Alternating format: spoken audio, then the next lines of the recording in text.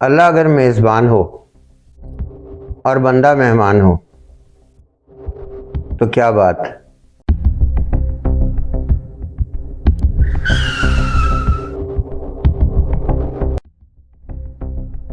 السلام علیکم ناظرین، آپ میرا یوٹیوب چینل رک جائیں دیکھ رہے ہیں۔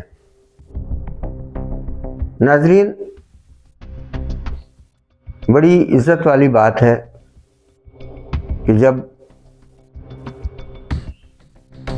اللہ تعالیٰ کی میزبانی ہو، ہم بشر کے لیے جو ایک اسفل سافلین مخلوق ہے، یعنی بہت نیچے بھیج دی گئی مخلوق، آدم علیہ السلام کی ساری اولاد کی میزبانی اللہ تعالیٰ کر رہے ہیں، لیکن کیا ہے، میزبان تو اپنا سب کام پورا کر رہا ہے، لیکن جو مہمان ہے اس کو احساس نہیں اس بات کا۔ کیسے میزبانی اللہ تعالیٰ ہماری کر رہا ہے؟ آدم علیہ السلام کو جب زمین پہ بھیجا گیا، فجعلوا اسفل سافلین، ہم نے اسے بہت ہی نیچے بھیج دیا، یعنی ہم زمین پہ آ گئے۔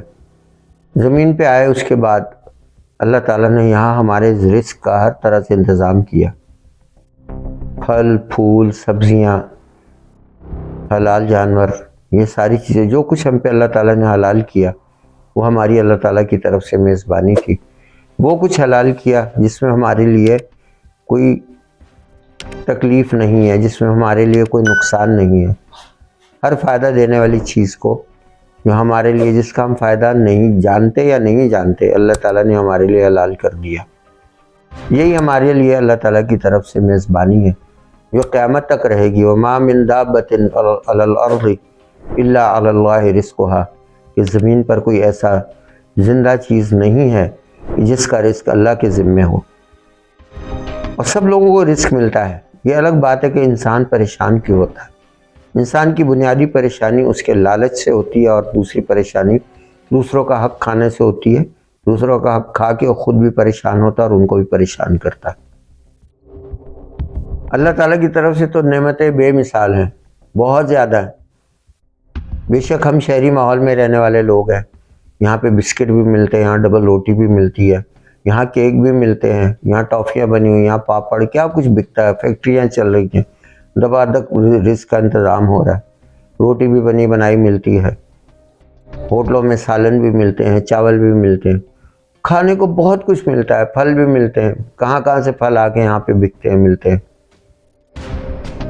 یہ بظاہر سارے کام انسان کر رہا ہے، یہ فصل بھی انسان اگا رہا ہے، لیکن دانے میں سے خوشہ کون نکالتا ہے؟ یہ کس نے یہ صلاحیت رکھی؟ ان جینیٹکس کو کوئی جانتا ہے، سمجھتا ہے؟ اب جا کے انسان جینیٹک سائنس میں پاگل ہوا ہے، ابھی اس کی انتہا کو نہیں پہنچا، ابھی اس میں سرگرداں ہیں، سائنس کی تحقیق کیے جا رہا ہے یہ سب کچھ کیسے ہوتا ہے۔ لیکن یہ اللہ تعالیٰ انما امرہ اذا اراد شیئا ان یقول لہ کن فیکون، جب وہ کسی چیز کا ارادہ کرتا ہے کہتا ہے ہو جا تو ہو جاتی ہے۔ اللہ تعالیٰ نے ارادہ کیا، یہ زمین آسمان بنائے اور ان کو چلانے کا نظام بھی بنایا۔ خاص طور پہ یہ نظام آپ دیکھیے، میں تو ابھی کیونکہ میزبانی کے موضوع پہ بات کر رہا ہوں، اللہ تعالیٰ نے ایک سسٹم بنایا ہے جس کے تحت ہماری میزبانی ہو رہی ہے۔ اگر ہم تو یہ شہروں کی بات کریں جہاں انسان اتنا کچھ بنا رہا ہے، پکا رہا ہے، بانٹ رہا ہے، بیچ رہا ہے، کھا رہا ہے، لیکن جو دور دراز جنگلوں میں لوگ رہتے،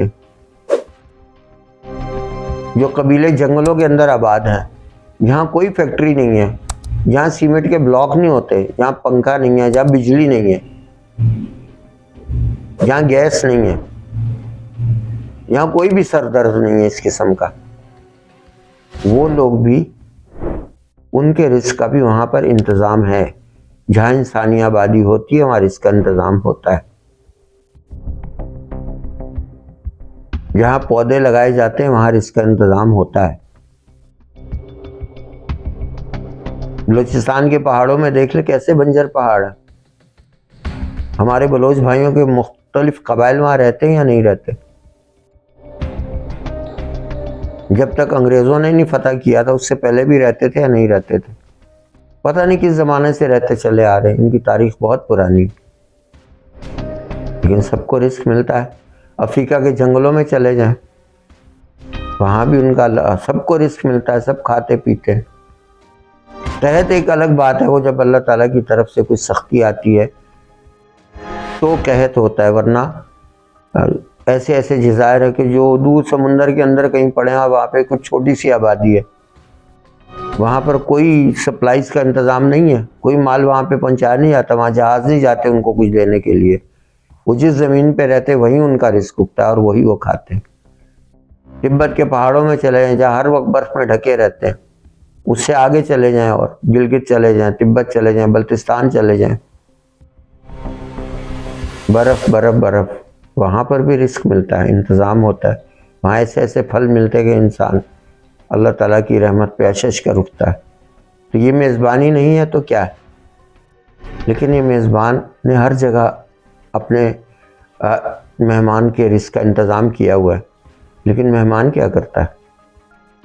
لالچ، ایک دوسرے کے ساتھ مقابلہ، رزق کی فراوانی کے لیے اپنے میزبان کی نافرمانی، اللہ پاک کی نافرمانی جس نے پیدا کیا. یہ دنیا میں اپنے آپ کو مہمان ہی سمجھے. دیکھیں چند سال کے لیے ہم آئے، پھر ہم چلے جائیں گے یا رکیں گے نہیں. اگر یہ ہمارا مستقل ٹھکانہ ہوتا تو کوئی مرتا نہ، مرنے والا چلا جاتا ہے اور اتنا ہی لے کے جاتا ہے جتنا اس کی میزبانی کا حق ہے. جو اس نے کھایا پیا بس وہی وہ استعمال کرتا، اس کے علاوہ وہ سب کچھ چھوڑ کے چلا جاتا ہے، یہاں تک کہ تن کے کپڑے بھی چھوڑ جاتا ہے. ہمارے مذہب میں کفن ہے تو کفن نصیب ہو جاتا ہے، وہ بھی اللہ کے حکم سے. اللہ کے نبی نے طریقہ بتایا تو 2 کپڑے مل جاتے ہیں اور ہم ان میں دفن کر دیے جاتے ہیں.